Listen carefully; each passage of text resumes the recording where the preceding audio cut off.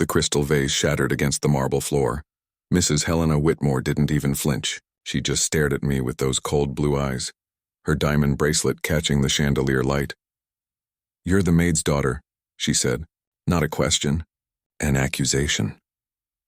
I stood in the doorway of the Whitmore mansion, my worn backpack hanging from one shoulder, my mother's resigned face somewhere behind me in the service entrance. "Yes, ma'am." Helena's lips curled. "Then you should know better than to use the front door. If you think you know where this is going, stay till the end. At 80%, there's a reveal that'll change everything you thought you knew. And don't forget to subscribe for more stories that prove why you should never judge someone by where they come from."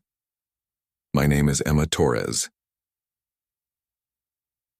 22 years old, community college graduate, daughter of Rosa Torres, who'd scrubbed the Whitmore family's floors for 15 years. I wasn't supposed to be here, not in the foyer, not applying for the nanny position, not standing on the imported Italian tile that Mom polished every Thursday, but Mom's hands had started shaking. Arthritis. The doctor said she needed to cut back her hours, but she'd never asked the Whitmores for less work. Pride, maybe, or fear. So I'd come with her that morning carrying her supplies, planning to help quietly. That's when I saw the notice on the kitchen corkboard. Nanny needed. Urgent. Competitive salary. Mrs. Whitmore walked past me now, her heels clicking. She picked up a silver bell from the side table and rang it once. Sharp. Commanding. "Rosa." Mom appeared from the hallway, wiping her hands on her apron. Her eyes found mine, wide, worried. "Mrs. Whitmore, your daughter used the front entrance." Helena gestured at the broken vase. "And look at the mess. Clean it now." "That was my fault," I said. "I knocked it over." "I'll clean it." Helena turned slowly. "You'll do no such thing. That vase cost $12,000. You couldn't afford to replace it if you worked your entire life." The words landed like slaps. But I'd heard worse. Felt worse. Survived worse. "I apologize," I said quietly. "I saw the job posting. I wanted to apply." Silence, then Helena laughed. Actually laughed. High and sharp and cruel. "You? A nanny for my sons?" She looked at Mom. "Rosa, control your child. This is embarrassing." Mom's face flushed. "Emma, we should go." "I have a degree in early childhood development," I said. 2 years experience, references." "References from where?" "The discount daycare on 5th Street?" Helena waved her hand. "I need someone qualified. Someone with a pedigree. Someone who understands how to handle children of breeding and importance, breeding. Like her sons were show dogs." "I understand your sons have had 17 nannies in 18 months, I said. Helena's smile vanished. "Excuse me?" Mom mentioned it. 17 women. None lasted more than 6 weeks. The last one quit after 3 days. I shifted my backpack. "Maybe pedigree isn't what your sons need." The air turned ice cold. Mom grabbed my arm. "Emma, please, get out." Helena's voice could have cut glass. "Both of you. Now." Mom didn't speak to me until we reached the bus stop. She sat on the bench, her hands still trembling, her eyes wet. "Why?" she whispered. "Why would you do that?" "Because she was cruel to you. She pays our rent, Emma. She pays for your father's medication. Mom's voice cracked. "She can ruin us with one phone call." I sat beside her. "I'm sorry." "Sorry doesn't fix this. The morning sun was too bright." Traffic roared past.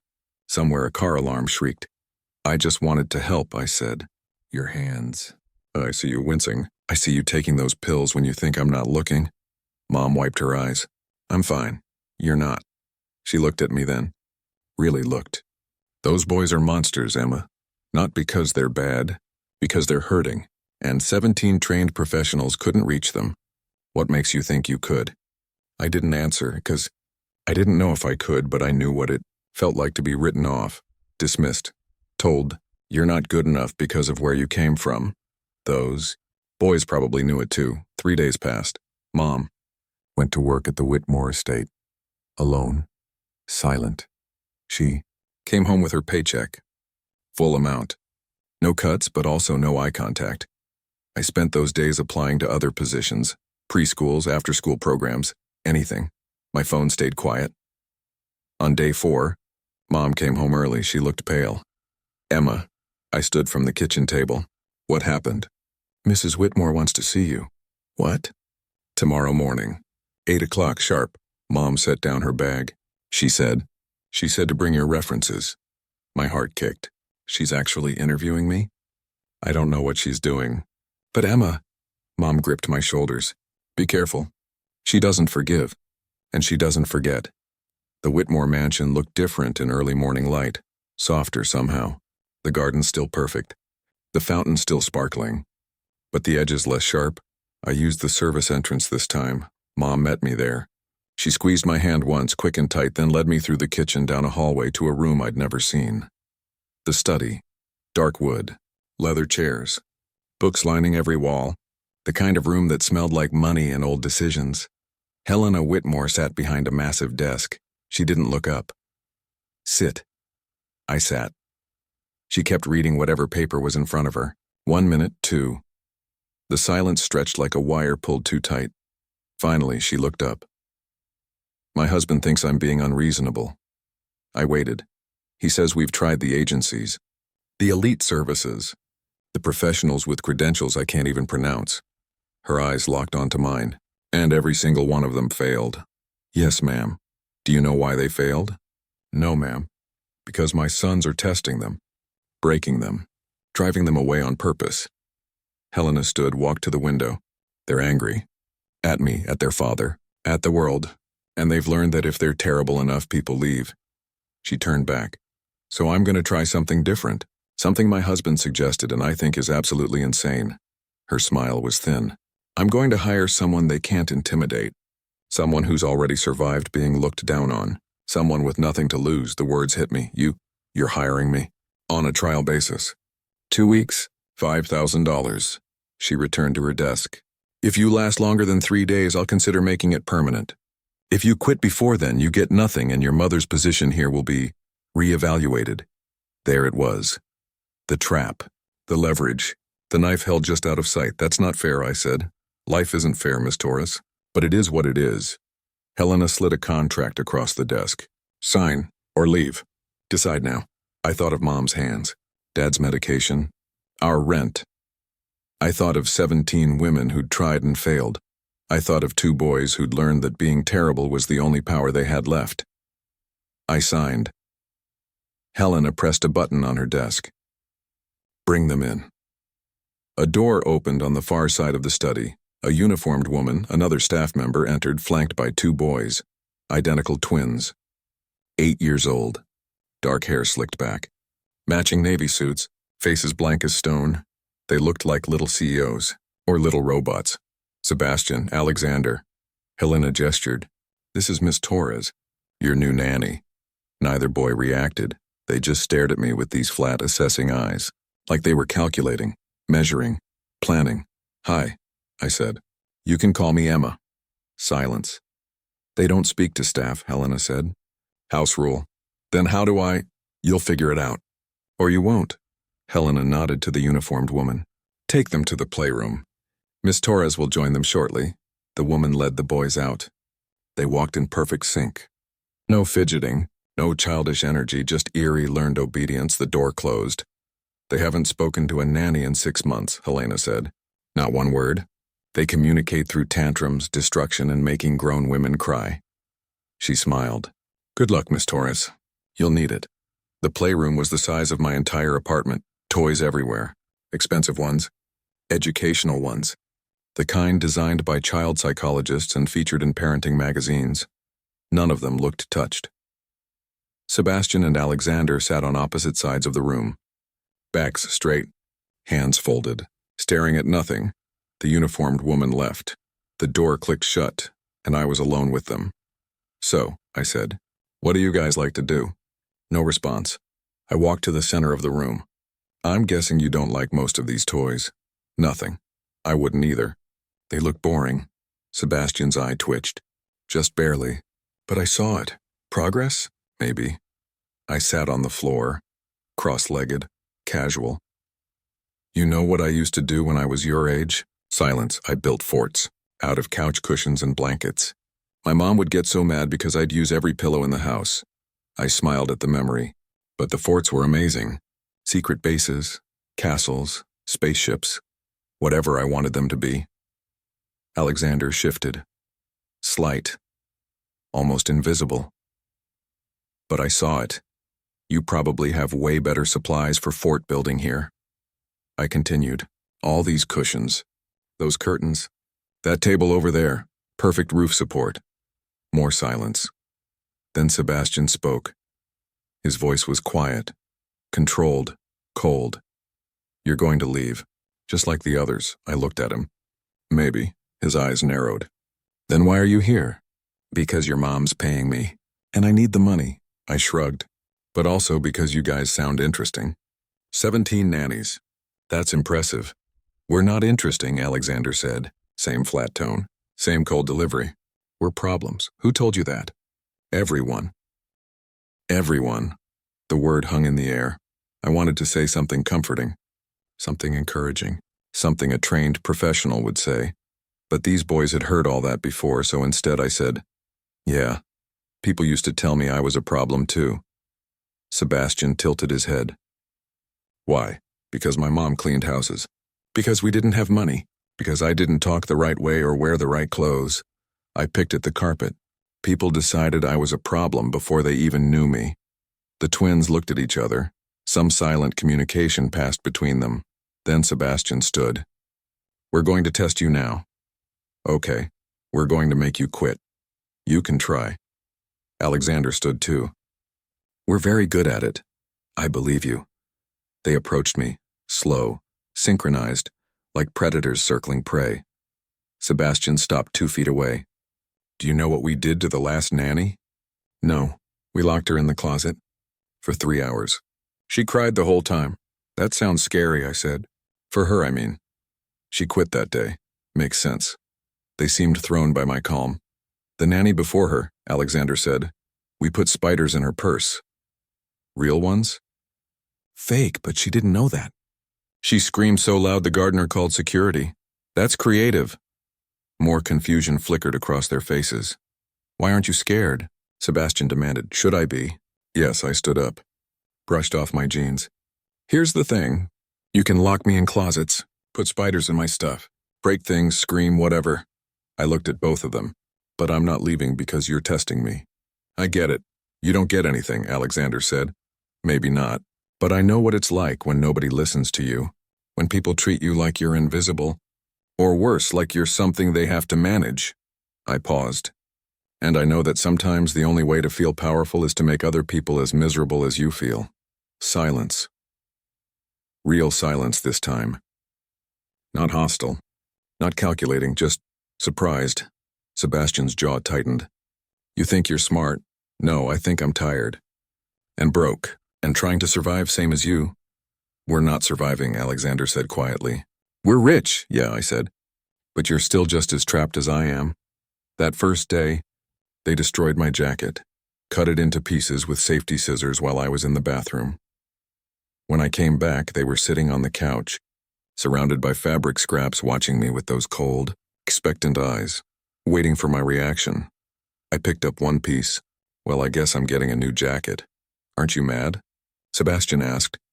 It was old. It was yours. Yeah. And now it's not. I dropped the scrap into the trash. Next time, aim for something I actually care about. Makes the test more effective. They stared at me like I was speaking a foreign language, which in a way I was. The language of someone who'd lost things before. Who knew that stuff was just stuff? That anger was what they wanted and I wouldn't give it to them. Not yet. Day 2. They accidentally spilled juice on my bags. Day 3. They hid my phone. Day 4, they told their mother I'd hit Sebastian, a lie. But convincing. Helena called me to the study. My son says you struck him. I kept my voice level. I didn't. He has a bruise on his arm. Then he got it somewhere else. Helena studied me. The previous nanny was fired for less. Then fire me. You're very calm for someone about to lose their job. Because I didn't do it. And your son knows I didn't do it. And I think you know I didn't do it. I held her gaze. But if you want to fire me based on a test, that's your choice. A long pause. Then Helena smiled. Barely. You lasted 4 days. That's a record. She waved her hand. Get back to work. I left. As I walked down the hall, I heard Alexander whisper to Sebastian, "She's different." By the end of week 1, the tests got more elaborate. They rigged a bucket of water above the playroom door. I got drenched, I just changed clothes and came back. They made up songs about me, mean ones, chanting them while we ate lunch. I hummed along. They told me I was ugly, stupid, poor, worthless. I said, okay, because here's what I'd learned, growing up the way I did. Bullies want a reaction. They feed on it. It gives them proof that they have power, but if you don't react, if you just absorb it and keep moving, they run out of ammunition. And then they have to face the scary question. What if this person isn't afraid of us because they've already survived worse? On day 8, something shifted. I was reading to them, a book about a dragon who didn't want to breathe fire. They pretended not to listen, but I caught Alexander leaning in during the good parts. When I finished, Sebastian said, "That dragon's stupid." Why? Because breathing fire is what makes him special. He should be proud. Maybe he doesn't want to be special, I said. Maybe he just wants to be himself. That's the same thing. Not always. Alexander looked at me. Do you think we're special? It was the first real question either of them had asked me. I think you're 8, I said, and I think you're scared. And I think you're using your specialness, your money, your name as a weapon, because nobody's taught you how to just be kids. Sebastian's face crumpled. Just for a second. Then he rebuilt it. You don't know anything. You're right. I don't. I closed the book. But I'd like to. If you'll tell me. For one fragile moment I thought he might, but then Alexander stood. Come on, Sebastian.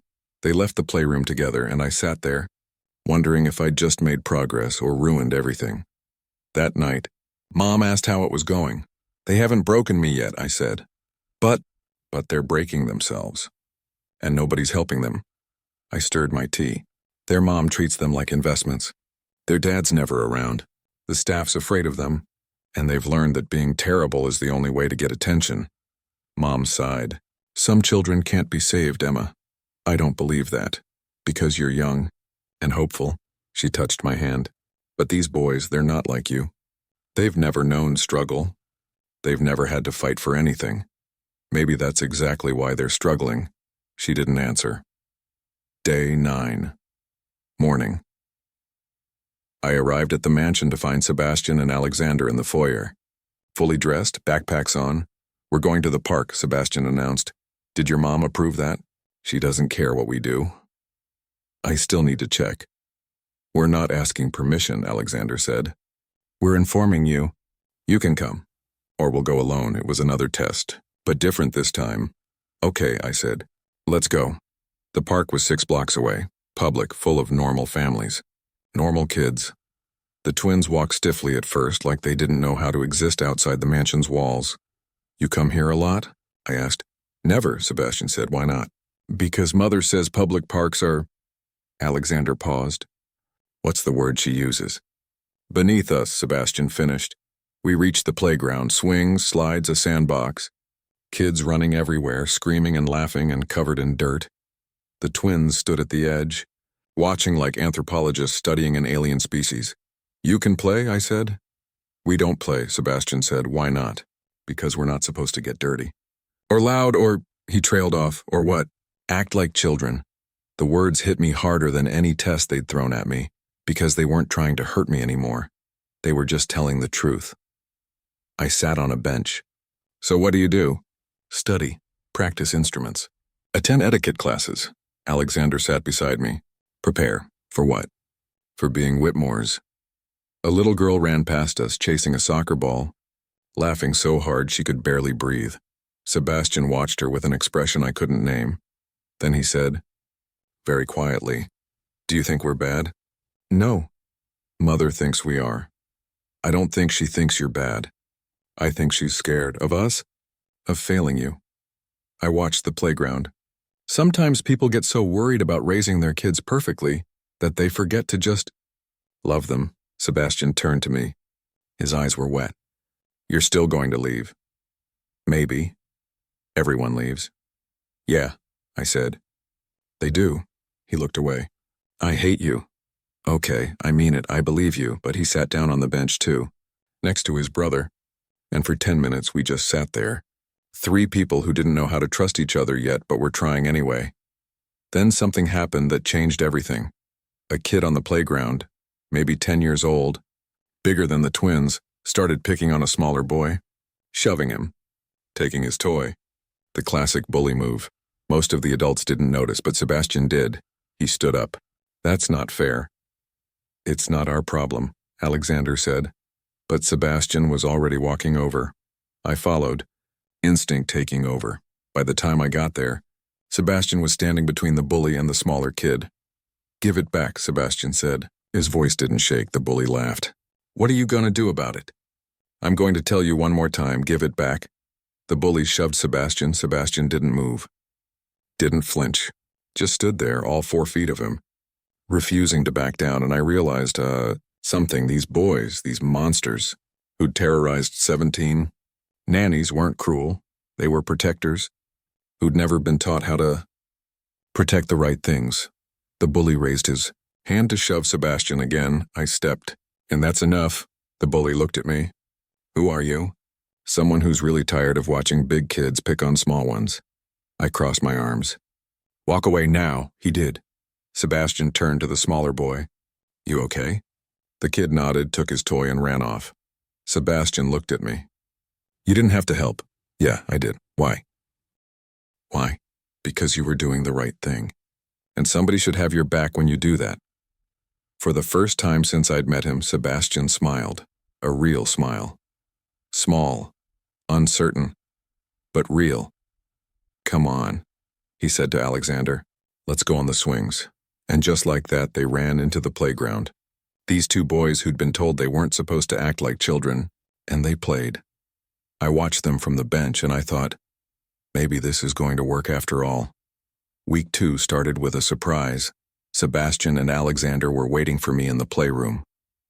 But instead of tests or traps, they'd built something, a fort, blankets draped over chairs, cushions forming walls, a flashlight hung inside like a lantern. "We made this," Sebastian said, no emotion in his voice. But his hands twisted together. "Nervous, can I come in?" They nodded. Inside the fort. It was quiet, soft. The blankets filtered the light into something warm and safe. "This is amazing," I said. "It's stupid," Alexander muttered. "No, it's not." We sat there in the dimness, 3 people hiding from a world that had been too hard on all of us. "My dad's coming home tonight," Sebastian said suddenly. "That's good, right? He'll be here for 3 hours. Then he leaves again." Sebastian picked at the carpet. "He always leaves. Where does he go?" "Business, London, Tokyo, Hong Kong." Alexander's voice went flat. "Anywhere but here. I wanted to say something helpful, something healing. But sometimes there's nothing to say." "That must hurt," I said instead. Sebastian looked up. "You're the first person who said that." "Said what?" "That it hurts. Everyone else just says we should be grateful. That we have everything." His voice cracked. "But we don't have him." The fort felt smaller. The air heavier. "When I was 7, I said, my dad got sick. Really sick. He couldn't work anymore. Couldn't do a lot of things. I traced a pattern on the blanket, and I remember being so angry. Not at him. At the situation, at life, at everything. What did you do?" Alexander asked. "I broke things, yelled, pushed people away." I smiled sadly. "Sound familiar?" They exchanged glances. But then my mom sat me down and said, "Anger's okay. Being hurt is okay, but hurting others won't fix what's broken inside you." "Did you stop being angry?" Sebastian asked. "No. But I learned how to be angry without destroying everything around me." Silence. Then Alexander said, "Can you teach us that?" Helena Whitmore noticed the change immediately. On day 12, she called me to her study again. "What did you do to them?" "Nothing. They've been calm, cooperative. Yesterday, Sebastian actually said please to the cook. She studied me like I was a puzzle." "What's your secret?" "I don't have one. 17 professionals failed. You're succeeding.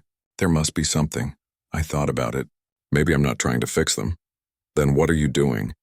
"Listening." Helena's expression shifted. Something vulnerable flickered there, then vanished. "Their father comes home tonight. He'll want to see them. And you." "Why me?" "Because he doesn't believe it. The change. She turned to the window. Prove it to him. Show him his sons aren't broken. Richard Whitmore arrived at 7 p.m. tall, silver hair. Expensive suit. The kind of handsome that came from money and personal trainers and never worrying about anything real. He shook my hand. Miss Torres, my wife tells me you've worked a miracle. Just doing my job, sir. 17 others tried. You're the first to last 2 weeks. He smiled, but it didn't reach his eyes. What makes you different? Before I could answer, Sebastian and Alexander ran in. They stopped when they saw their father. All the lightness drained from their faces. Boys, Richard said. Come here. They approached like soldiers reporting for inspection. Richard put a hand on each of their heads. Awkward. Stiff. I hear you've been good. Yes. Sir, they said in unison. I'm proud of you. The words should have meant something. Should have filled some emptiness. But I watched those boys' faces and I saw nothing change. Because empty words from an absent father don't heal anything. Richard looked at me. What's your assessment? They're extraordinary kids, I said carefully. Smart, creative, kind when given the chance. And the behavioral issues? They're not issues. They're symptoms. His eyes narrowed. Of what? I glanced at Helena. She was watching me with an unreadable expression. Of being 8 years old and expected to act like adults, I said. Of having everything except what they actually need. The room went cold. Careful, Miss Torres, Richard said quietly. You're speaking about things you don't understand. You're right.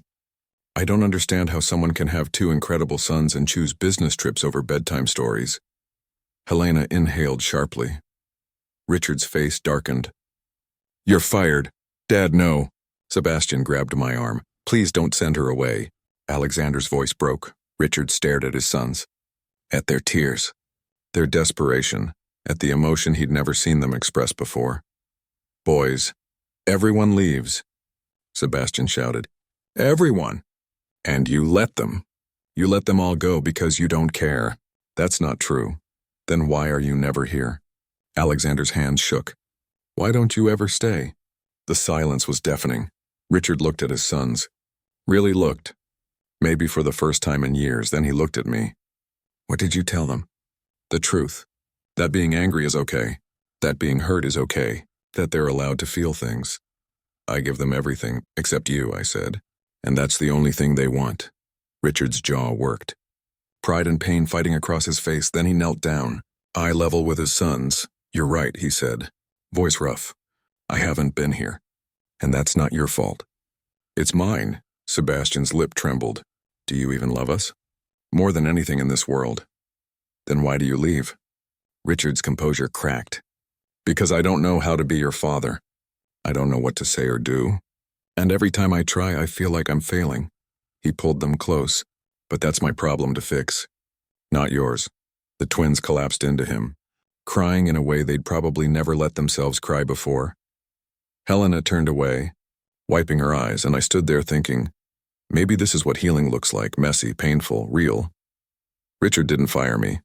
Instead, he canceled his flight. Stayed 3 days. Actually spent time with his sons. They built things together. Played games, talked. It wasn't perfect. Richard was awkward. The boys were guarded, but it was a start. On the 3rd day, he called me to the study. I'm making changes, he said. Cutting back travel. Delegating more. Being present, he paused. My wife wants to offer you a permanent position. With a significant raise. I appreciate that, but I think you should spend more time as a family first. Without me, I smiled. They don't need a nanny anymore. They need their parents. Helena spoke from the doorway. You're turning down $70,000 a year? I'm saying your sons are ready to graduate. From me, anyway. Richard studied me. You could have taken the money, secured your future. Maybe, but that's not why I took this job. Why did you? I thought of Mom's hands, the broken vase, the 17 women who'd failed before me. Because everyone deserves a chance, even rich kids with too much hurt and not enough help. My last day, the twins gave me something, a drawing. Both of them together, smiling with me in the middle. So you remember us, Sebastian said. I could never forget you. Alexander hugged me, sudden, tight. You didn't leave like the others. No. You graduated. There's a difference, they smiled. Real smiles. The kind that come from kids who've learned they're allowed to be kids. 6 months later, I got a call from an unknown number. Miss Torres. Yes? This is Margaret Chen. I'm director of the Fairmont Academy. Richard Whitmore gave me your number. A pause. We're looking for someone to run our behavioral intervention program. He said you were the only person for the job. I don't have formal credentials for that. You have something better. Results. Papers rustled. Sebastian and Alexander Whitmore, 17 failed attempts before you. Now they're thriving. Top of their class, volunteering, leading. Her voice warmed. Whatever you did, we need that here. My heart kicked. Can I think about it? Take your time. But Miss Torres, don't underestimate what you accomplished. You didn't just help 2 boys. You taught a family how to be a family again. I took the job. Started the following month. Working with kids the system had labeled difficult, troubled, beyond help. Kids like Sebastian and Alexander. Kids like me. And I taught them what I'd learned. You're not broken. You're not problems. You're people who've been hurt, and hurt people until someone shows them another way. The academy flourished. Graduation rates climbed. Behavioral incidents dropped. But more than that, kids started believing in themselves again. 2 years later, I was invited to speak at an education conference. I almost said no. Public speaking terrified me. But then I remembered standing in Helena Whitmore's foyer being told I wasn't good enough. And I thought, someone needs to hear this story. The auditorium was packed. Hundreds of educators, administrators, policymakers. I walked to the podium, hands shaking. My name is Emma Torres, I began. I'm the daughter of a maid. I grew up being told I didn't belong in certain spaces, that I wasn't qualified, that people like me don't succeed in worlds like this. I paused. 2 years ago, I was hired to watch 2 boys that 17 professionals couldn't handle. And you want to know the secret to my success? Silence. I saw them, not as problems to solve, not as projects to fix, but as people who needed someone to witness their pain without trying to erase it. I told them about the fort, the park, the broken vase, about Richard's tears and Helena's walls and 2 boys learning they were allowed to feel. We spend so much time trying to fix broken children that we forget to ask, what broke them? And who's going to fix that? The applause was thunderous. Afterward, people swarmed me. Business cards, job offers, interview requests. But one person stood at the back waiting, Helena Whitmore. She approached slowly. That was beautiful. Mrs. Whitmore. Helena, please. She smiled. Genuine this time. I wanted to thank you for seeing what I couldn't see, for saving my family. I didn't save anyone. You all did the work. With your guidance, she pressed an envelope into my hands. This is from Richard and me. And the boys. Inside was a check. 6 figures. I can't accept this when it's not payment. It's an investment in whatever you do next. Helena's eyes were wet. Because the world needs more people like you. People who refuse to give up on the broken ones. No one's broken, I said. Just hurt. And hurt can heal. 5 years later, I was running 3 behavioral programs across the state, training hundreds of educators, writing curricula, speaking nationwide. Mom retired. Dad's health stabilized. We bought a small house, not fancy, not a mansion, but ours. One evening, my doorbell rang. Sebastian and Alexander stood on my porch. 13 now, tall, confident themselves. Surprise, Sebastian said. What are you doing here? Visiting. Dad's at a conference nearby. We made him bring us, Alexander grinned. We wanted to see you. We sat in my living room drinking lemonade, catching up. They told me about school, friends, how they'd started a program helping younger kids deal with bullies. Because someone taught us that protecting people is what matters, Sebastian said, not hurting them. Pride swelled in my chest. As they left, Alexander turned back. Miss Torres? Emma, we're past formalities. Emma, he smiled. You changed our lives. You know that, right? You changed mine too. How? I thought about it. You taught me that everyone's worth fighting for. Even when it's hard. Especially when it's hard. That night I sat on my porch watching the sunset. My phone buzzed. An email from another family. Another set of problem kids. Another chance to prove that difficult doesn't mean impossible. I replied, I'll be there Monday. Because this was my calling. Not fixing broken children, but showing them they were never broken to begin with. The moral is simple. Never judge someone by their circumstances. The maid's daughter taught the billionaire's family what 17 professionals couldn't: that money can't buy presents and credentials can't replace compassion. Sometimes the person everyone underestimates is exactly who's needed to change everything. If this story touched you, subscribe for more real heart stories about underdogs who prove the world wrong. And tell me in the comments, have you ever been underestimated? What did you prove?